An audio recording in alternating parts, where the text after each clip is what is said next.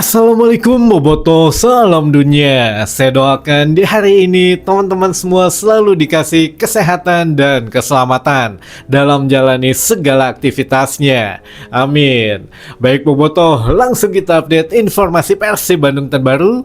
Dan sebelum kita mulai, kita juga ingin ngucapin Wilujeng Sumping buat teman-teman Boboto yang sudah subscribe, yang sudah like, yang sering komen juga di channel ini. Mudah-mudahan menjadi amal kebaikan teman-teman Boboto semua yang langsung dibalas oleh Allah Subhanahu wa taala. Amin. Mungkin Bobotoh lagi dak-dikduk gitu ya, nungguin kapan diumumkan pemain baru lagi atau kapan ada Wilujeng Sumping lagi. Nah, ini juga menarik, memang menunggu-nunggu ya, walaupun kata manajemen juga ditunggu saja prosesnya karena ya tidak semudah itu teman-teman. Kita ingin menghadirkan satu atau menjadi tim yang visioner atau menjadi manajemen yang visioner gitu ya. Mengumumkan pemain baru itu tidak hanya sekedar ya udah kita umumkan, enggak, tapi ada satu efek atau dampak untuk masyarakatnya juga, biar ya sama-sama lah menikmati proses Wilujeng Sumping pemain baru ini teman-teman gitu ya. Yang mana kan kalau kemarin pada saat pengumuman Gabriel Mutombo Kupa ini kan kita melibatkan atau manajemen melibatkan komunitas sepeda gitu ya. Nah, ini sebetulnya perbedaan dengan musim kemarin adalah musim kemarin itu ada satu visual yang dipersiapkan di tengah-tengah masyarakat. Nah, untuk musim depan atau Wilujeng Sumping kali ini kita akan membawa atau merubah sosok visual itu menjadi sosok yang memang ada gitu ya, yang nyata bentuknya di tengah-tengah langsung di masyarakat teman-teman. Jadi ya bisa jadi kan kemarin mah manajemen Persib Bandung langsung hadir gitu ya, setidaknya melakukan sasapedahan keliling-keliling. Nah, bisa jadi selanjutnya atau kapan gitu ya untuk manajemen Persib Bandung menghadirkan pemain atau sosok pemain baru tersebut di tengah-tengah masyarakat langsung. Nah, kumaha caranya ya nanti ditunggu teman-teman katanya gitu ya. Tapi setidaknya sebelum Wilujeng Sumping sepertinya teman-teman ini akan masih ada hatur-nuhun gitu ya. Gelombang hatur-nuhun ini belum selesai teman-teman, sama dengan gelombang dingin gitu di Bandung sekarang menuju tiris pisan. Jadi ya apa ya, untuk menghangatkan badan kita juga butuh shock terapi ya. Jadi nanti mungkin teman-teman punya sedikit rasa waduh nah sih iya akhirnya dilepas juga. Nah, mungkin nanti gitu ya, biar adrenalinnya naik ya, badan juga jadi anget lagi gitu teman-teman. Nah, ini yang memang sedang kita pantau gitu ya, sedang ya tim redaksi pantau ada 1 atau 2 pemain Persib Bandung yang sepertinya memang menjadi santapan hangat untuk Arema FC teman-teman gitu ya. Yang sedang hangat Uliam Baros yang memang direncanakan sedang dinegosiasikan akan ke Arema FC. Benar atau tidaknya kita tidak begitu yakin, tapi yang jelas kalaupun boleh memilih antara Uliam Baros ya lebih baik Ramon Tankyu kalau menurut kami gitu ya, yang memang kemarin kan sempat tertangkap gitu ya kamera ketika sedang nge-gym di Brazil itu menggunakan jersey Arema FC ya, entah untuk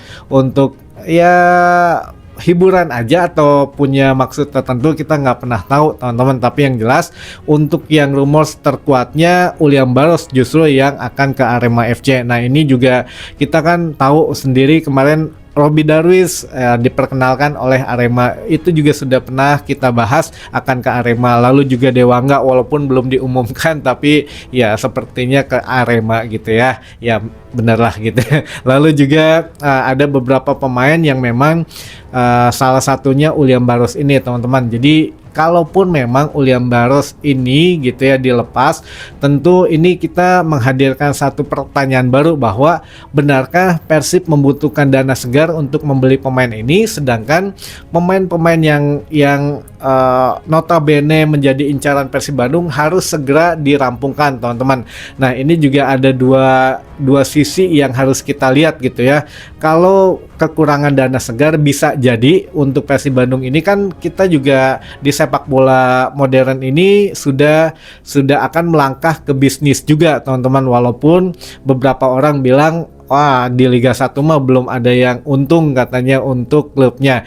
Ya mungkin itu pandangan bagi sebagian klub yang memang jarang sponsor atau klub yang memang dibiayai oleh masih ada dari APBD dan lain sebagainya gitu ya. Nah ini mungkin berbeda pandangan dengan Persib Bandung. Kalau Persib Bandung ya ingin menghadirkan manajemen dan finansial yang sehat, tentu harus menghitung-hitung karena di bawah PT PBB ini bukan hanya ada Persib Bandung saja, tapi kan ada klub basketnya gitu ya, lalu klub sepak bola putri, akademik, klub satelitnya juga. Jadi ya dibagi-bagi gitu uangnya ke beberapa turunan tersebut. Nah ini juga yang menjadikan ya Persib harus mulai berbisnis, diantaranya mencari sponsor, dapat uang dari sponsor, beli ini atau memperbaiki fasilitas dan lain sebagainya.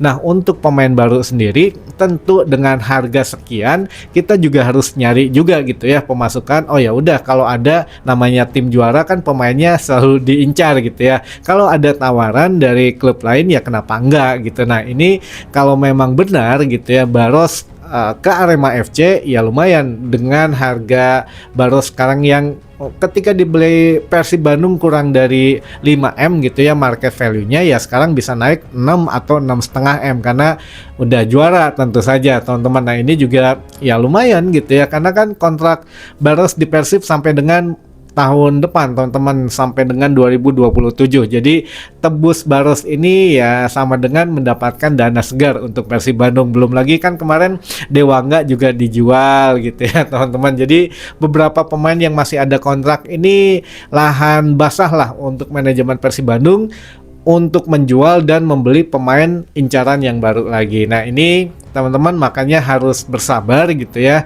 Bagaimanapun juga kita tidak punya waktu lagi karena di akhir Juli ini kita mengikuti Piala Presiden, lalu juga di awal Agustus kita harus ada launching pemain, lalu juga harus melakukan kualifikasi ACL2 menghadapi Manila Tiger, dan juga sebelum itu mungkin nanti akan ada TC atau TC setelah kualifikasi ACL2. Kita juga harus memastikan lagi gitu ya jadwalnya, karena TC musim depan itu akan sedikit ya padat juga untuk jadwalnya teman-teman gitu ya. Makanya ya mudah-mudahan lah sesegera mungkin kita doakan untuk manajemen menyelesaikan satu persatu dulu saja.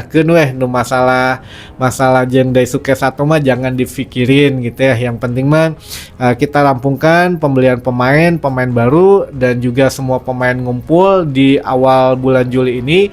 Mudah-mudahan pertengahan Juli atau bisa minggu depan itu sudah mulai berkumpul. Ya mudah-mudahan juga sebelum Piala Presiden seluruh pemain baru yang memang diproyeksikan untuk musim depan sudah hadir gitu ya. Fisiknya teman-teman, bukan hanya pengenalan saja tapi fisiknya sudah ada di Kota Bandung, karena ya kita juga butuh secepat mungkin pemain baru ini beradaptasi, karena kita kan ada 4 kompetisi plus 1 kompetisi pramusim gitu ya, atau turnamen pramusim. Baik itu teman-teman.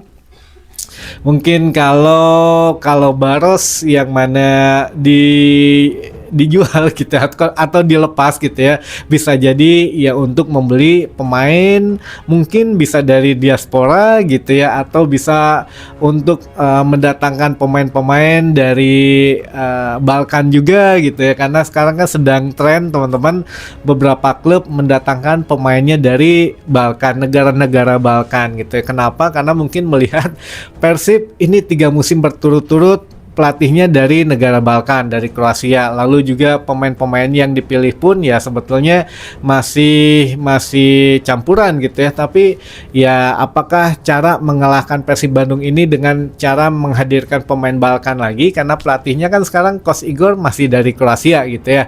Nah kita juga semakin menarik lah, harus tunggu gitu ya teman-teman.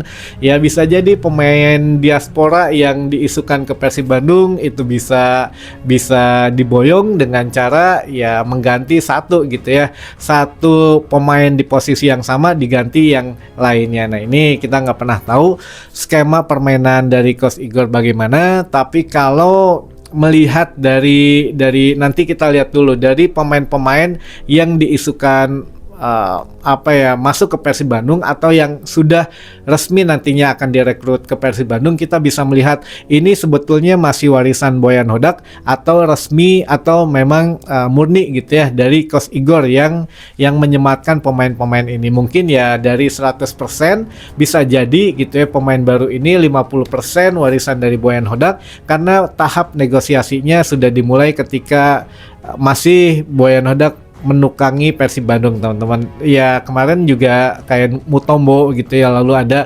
Peralta, ini juga memang ya begitu teman-teman gitu ya. Itu bisa kita bilang warisan dari Coach Boyan Hodak, teman-teman gitu ya. Kita lihatlah pemain baru yang selanjutnya datang ke Kota Bandung ini siapa, baru bisa kita simpulkan gitu. Baik, ini juga ada beberapa pertanyaan yang masuk ke tim redaksi, tapi lebih banyak nanti kita akan bacakan teman-teman yang ingin disapa ya. Yang pertama, Kang Roni, benar nggak kabar musim depan Persib Bandung nggak boleh pakai jersey bintang 5, harus 1 bintang di atas logo, kata Ferry Paulus. Hoax teman-teman, itu sudah pernah kita bahas, sepertinya bukan dari Ferry Paulus yang ngomong ya, nggak tahu kalau ada update yang baru, tapi nggak ada lah. Untuk yang terakhir ngomong ini bukan Ferry Paulus, bukan direktur utama, tapi direktur olahraganya Kang Asep gitu ya. Dari Kang Asep ini mengatakan bahwa ya kalau untuk bintang di atas logo di jersey itu belum ada peraturan yang mengikat, belum ada peraturan yang memang dibuat khusus gitu ya. Jadi ya mangga aja katanya, terserah aja mau setiap tahun tim itu juara disematkan 1 bintang, mangga gitu ya. Mau misalkan si klub itu dari 5 kali juara diganti 1 bintang yang besar, mangga, itu mah tergantung bagaimana ya klub itu saja gitu ya. Tapi kalau dari operator tidak ada peraturan yang mengikat dan tidak ada peraturan dalam pencantuman bintang di atas logo gitu ya teman-teman. Mudah-mudahan bisa dimengerti. Jadi tidak ada aturan dari I-League ataupun dari PSSI yang mengatur bintang di atas logo. Jadi ya ini kayak gini, bintang 5 aja untuk Persib Bandung musim depan tetap bintangnya 5 gitu ya. Jadi yang mempertegas duka nu lain nama komo nu hiji mah gitu ya. Ya kan baik, itu mah masalah tim lain. Lalu selanjutnya Ciro gimana Kang, jadi balik ke Persib nggak? Enggak teman-teman, Ciro nggak ada namanya dan itu pun sudah pernah kita bahas gitu ya. Ya enggak lah, intinya mah tidak ke Persib Bandung lagi. Lalu selanjutnya eta aya keneh ning band FIFA teh Kang moal bisa marahin meureun pamain baru nage.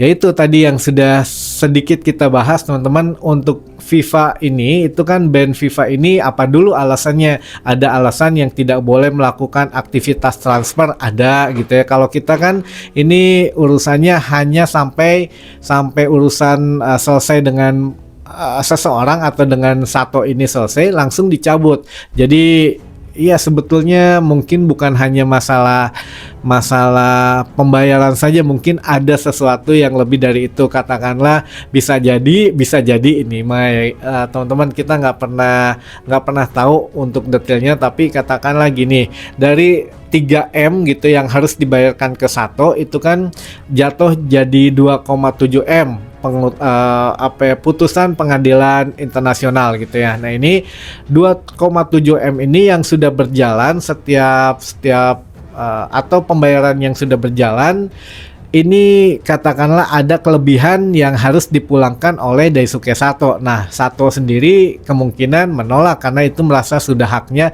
duka uangnya udah nggak ada. Nah, ini yang masih menjadi pertanyaan kita semua teman-teman. Apakah ada kesepakatan baru nantinya, misalkan ya Persib Bandung akan membayarkan sisanya sekian saja, atau Daisuke Sato akan memulangkan namun ya akan menerima sekian saja. Nah, ini yang kita biarkan manajemen yang mengurus karena itu urusan dapurnya saja gitu ya teman-teman. Kalau dibuka takutnya melebar kemana-mana karena ini kan masalah sensitif ya kalau masalah uang mah. Jadi ya mangga aja lah, itu mah kita tunggu sampai dengan selesai saja. Jadi tidak ada hubungannya, membeli pemain boleh, mengenalkan pemain boleh, melepas pemain boleh, tapi mendaftarkan pemain untuk liga belum boleh. Itu saja permasalahannya ya. Mudah-mudahan lah liga juga kan mulainya mah tanggal 4 September gitu ya. Jadi ya masih lama. Kalau mungkin Piala Presiden di akhir bulan, ya mudah-mudahan sudah bisa